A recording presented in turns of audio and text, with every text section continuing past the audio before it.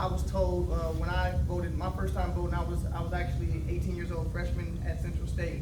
It was George Bush's first term, so that was, I forgot what year it was, but. 2004. Yeah, 2004, yeah. Second term. Second term, I'm sorry, second term, not first term, second term. So, it was imperative for us to vote because Ohio was a swing state.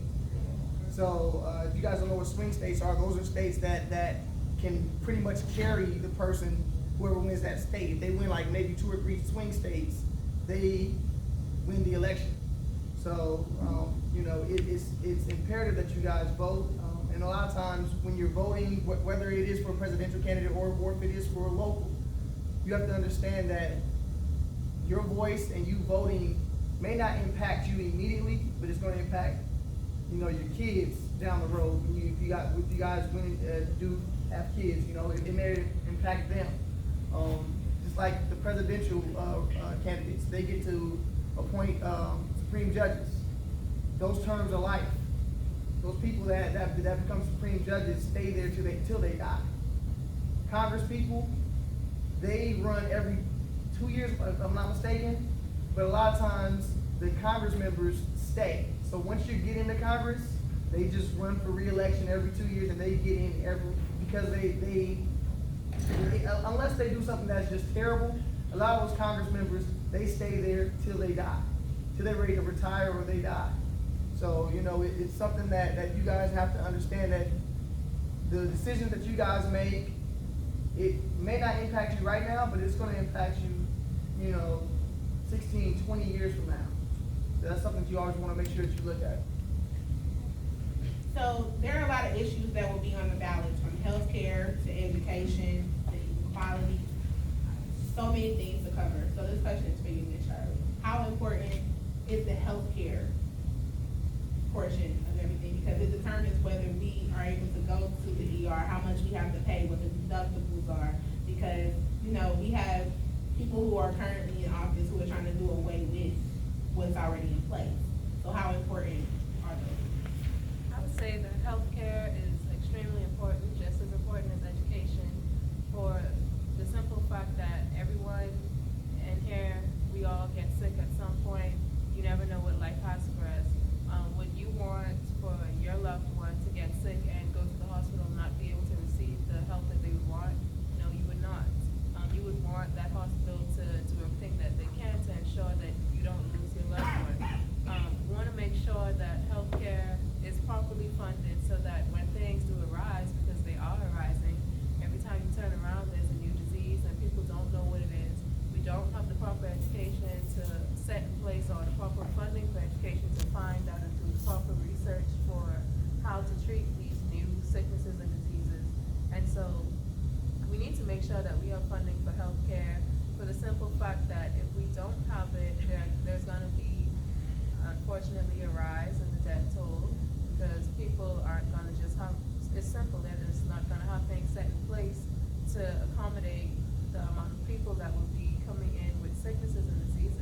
And so why would you not fund something that would keep the people in your community who are voting for you around? Now, how many of you from the islands? Okay. U.S. territory islands? Okay, so there is an HBCU that is in the Virgin Islands, which is the University of the Virgin Islands.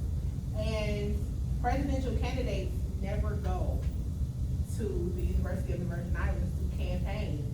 So, Ms. Porter Memorial, what would you say to the current candidates who are running who do not go to the U.S. territory areas where there are U.S. citizens who can vote in the election? Well, I believe that it's very negligent of them to just pretend as though an entire island that belongs to the U.S.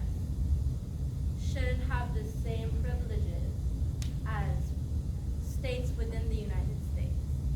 They're still citizens. They deserve every right. They deserve to know the information. They deserve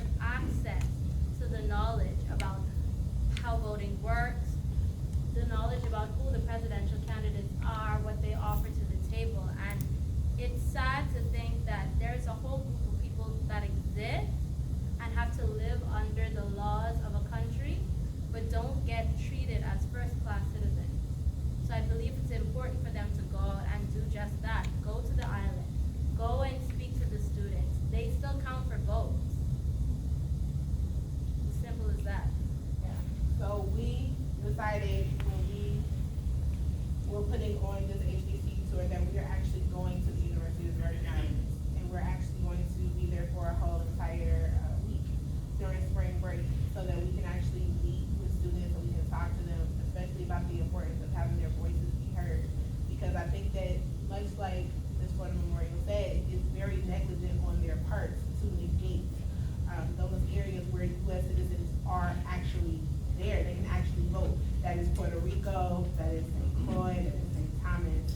So we wanna make sure that they understand that people here actually do care about their voices too, because as much as we focus on the states on the mainland, there are still countries who are, people who are able to vote, whether by absentee ballots or whether they, can actually go to the polls where they are.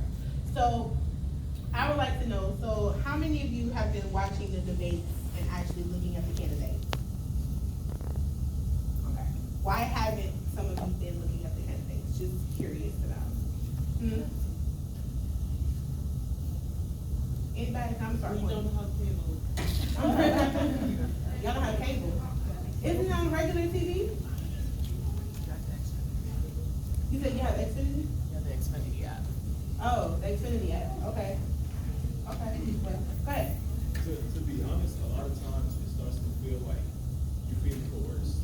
Like they kind of sometimes talk to us like we're idiots and kind of appeal to our better reason. I feel like a lot of times the reason why our particular age group doesn't vote is because it's a saying that says that if life is a game, I want to know the rules. Yeah. It's just a lot that we don't understand about the subjugation of our people and how our systems work and how our laws work. So it's like a lot of times if you're not really having an understanding how those things work, looking at debates is just basically someone beating for your attention. I like you and I'll be able to do this for you and I'll be able to do that. Really, it's difficult to get a true footing on who actually has the best interest of the general and So just curious to know, so there were a lot of Democratic candidates, like a lot of them. Did any of them come here to talk to you guys or do mess? No. Okay. So as a smaller university, do you guys feel forgotten in those areas? Not still, we are.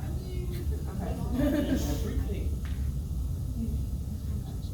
Is that for like the people who run for governor as well? City officials? We are forgotten in everything. Well, not governor, I will say that, I guess I'm a hype him up, but I work for Andrew Gillum. And something that Andrew Gillum did that a lot of these presidential candidates should take note of is that, and I see Bernie Sanders doing it, I believe Bernie and a couple other candidates, but they're doing it with the bigger HBCUs. But Andrew Gillum realized that one, he wasn't gonna win without young people, but he definitely wasn't gonna win without young black people. So he knew that the young black people were concentrated at these HBCUs. It's easy to go to Florida State and go to a BSU and talk to them, but where you can go and get thousands of votes is at an HBCU. So he employed and mobilized so we have 4 HBCUs in Florida. EWC, Florida Memorial, BCC, that was shade, and FAMU. And we, it was a joke. And he had an HBCU organizer for every one of them. And our job was to mobilize our campus. So me taking on that job, I employed SGA. And I came to SGA and said, let's get buses and have them go to Broward and Miami early voting sites. Because a lot of people don't know this, but when you're early voting, you can go to any site as long as it's in your county. So let's get them and mobilize our students and go and get our students to go and vote. Not necessarily vote for Andrew Gillum, but go and vote. Yeah. So that's something I would say that all the presidential candidates should think about, employing a HBCU organizer on every HBCU campus. When it comes to governors and elected officials, I personally feel like when it comes to HBCUs, they forget about the smaller ones. Yes, I feel like they do go to HBCUs, but when it comes to Florida Memorial University, we're the only HBCU in South Florida. But when you go on social media, you see BCU, FAMU, you're seeing these other HBCUs and they're forgetting about the smaller ones. And what they don't realize is the smaller schools can have a really big impact, not on your campus,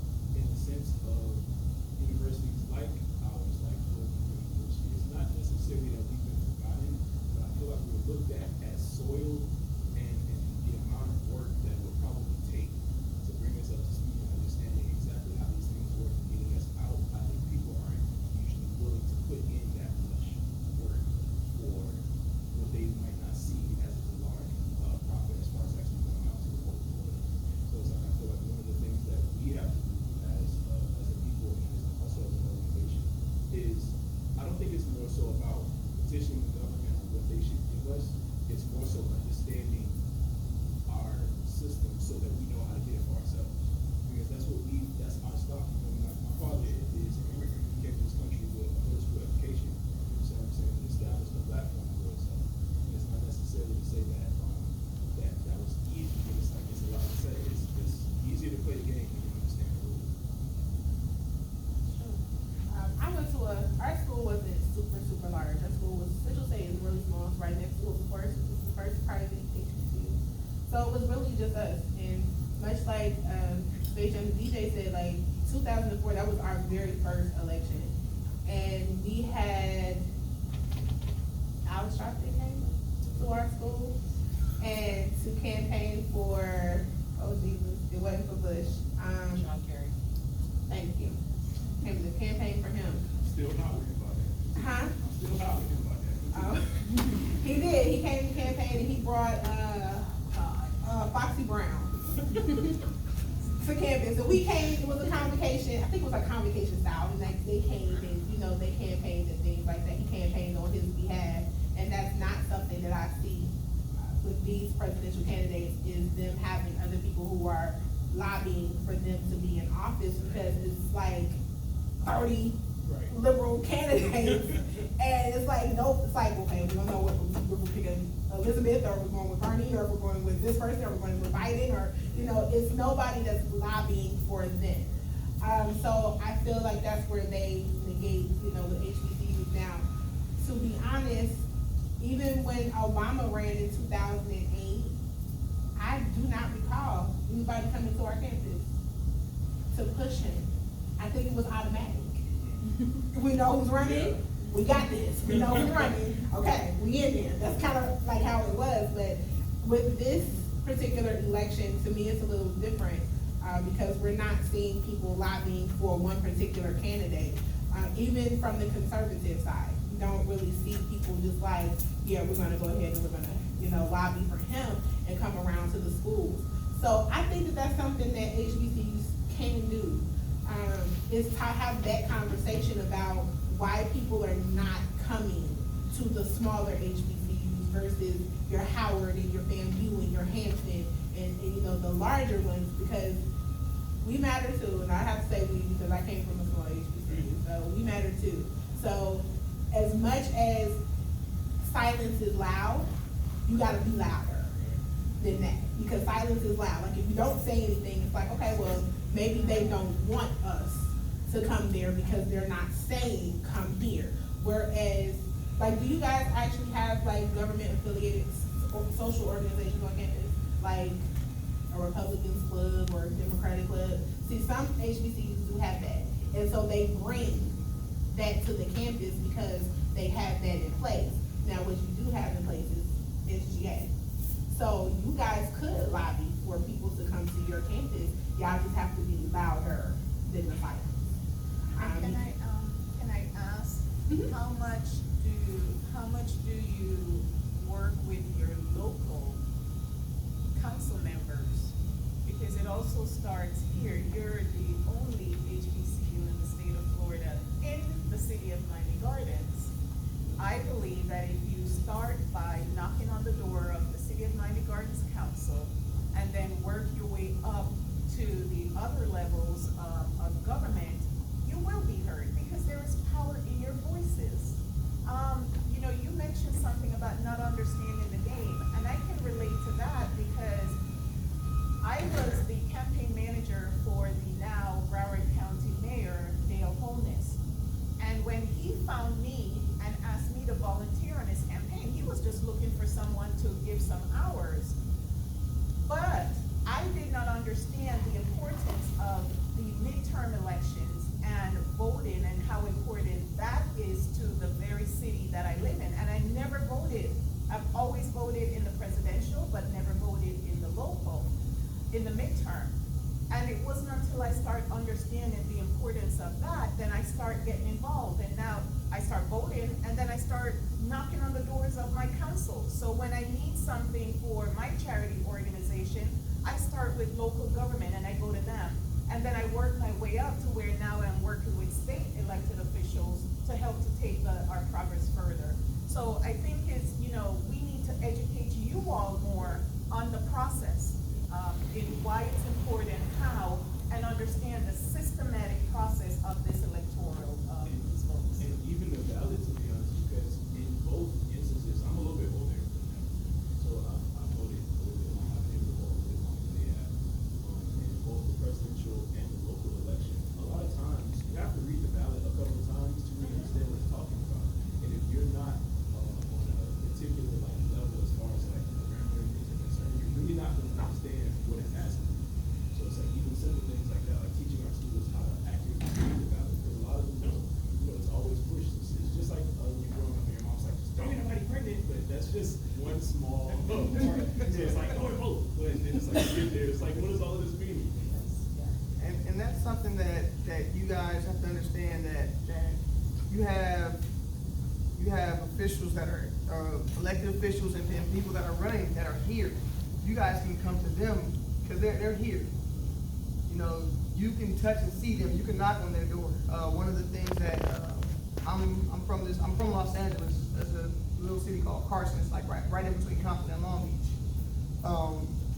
The city was once the most diverse city in the United States, and there are a lot of young minorities that just did not understand what was going on on the ballots. And our council member, he had a watch party for the presidential election, and also after the presidential election, he had like a Q&A to talk about the measures that were going to be on also our ballot for the area that we lived in, and just educate us. He wasn't trying to let us know, hey, I want you to vote this way, or my party's caucus is voting this way. It was more of, this is what this means, and this is where this money's coming from to vote on this measurement out of your taxes, and this is what it's going to do. So that's something that you guys can definitely. I implore you guys to talk to your current council members, knock on their doors, because they have the time, and if you guys are free in between classes, you guys come in with numbers. Trust me, they're gonna listen. They're gonna listen, and that's something that, like I said, I've also worked with some other council members from other cities. They've done that for their cities, and these are like cities that were huge with minority numbers, because a lot of times, just like you said, we're told to vote, we don't know how and don't know where. So sometimes we may leave stuff blank, and we're like, oh, this doesn't matter for me. Let me just vote on the governor Or the president, turn my ballot in. I'm done. I did my part. It's like, no, you have to do your due diligence, and even if you guys, like I said, aren't getting the presidential, you guys aren't able to watch those events going on, you guys still have YouTube. You guys have Instagram. Trust me, CNN is posting this stuff. They're posting this stuff. So don't let that deter you, and don't let that be an excuse, because you guys have everything. I mean, I wish I had this in 2004. So don't let that deter you from getting out there to let your voice be heard, because YouTube is posting all this stuff. Instagram is putting minute clips, and now they got IGTV, so that Angela Rye's talking about this stuff all the time. So like, I personally don't have time to watch television, but I stay up to date with what's going on. I feel like at some point we have to meet in the middle. Like, the students need to push for us to get this information on how to vote, what this means, so we can have the knowledge on how everything works, as well as the government, the candidates, everyone involved on the other side needs to meet us in the middle. Because, for instance, the people in this room, now that we've had the conversation, we're having the conversation, it's sparking an interest in what information don't I know? What do I need to get out there and find out about? But what about the people beyond these four walls? How do we get to them? How do we spark an interest? And that interest can't be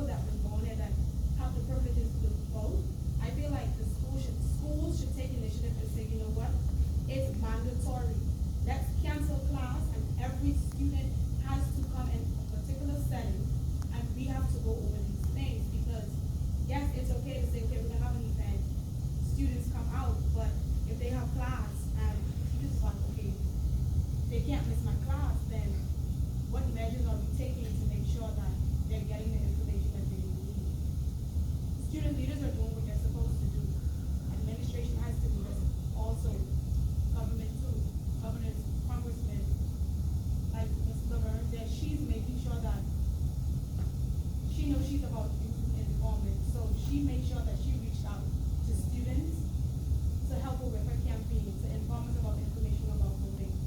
And I feel like all congressmen or governors or elected officials should do just that. And I agree with, oh, sorry. No, I thought it was like.